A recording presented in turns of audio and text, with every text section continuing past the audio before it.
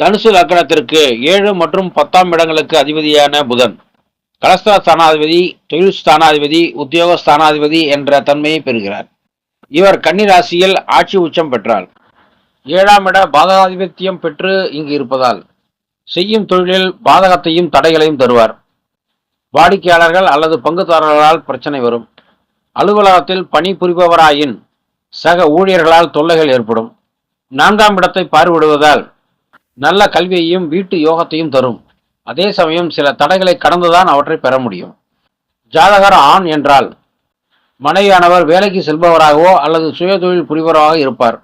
அவரால் கணவருக்கு தனப்பிராப்தி உண்டு. ஜாதகரின் மனைவி ஜாதகருக்கு ஆலோசனை சொல்பவராகவும் வழிநடத்துபவராகவும் இருப்பார். மனைவியின் கை சற்று ஓங்கி இருக்கும். இல்லற வாழ்க்கையில் கருத்து வேறுபாடுகளை உருவாக்கும்.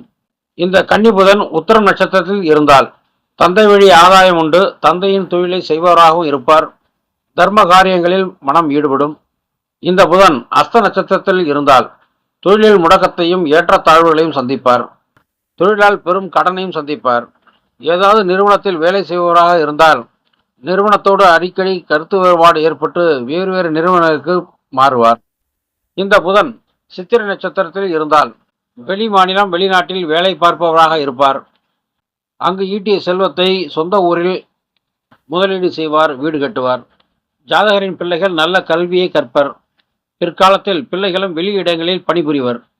இந்த புதனுடன் சேரும் கிரகங்கள் மற்றும் பார்க்கும் கிரகங்களின் அடிப்படையில் பலன்களில் மாறுபாடு உண்டு.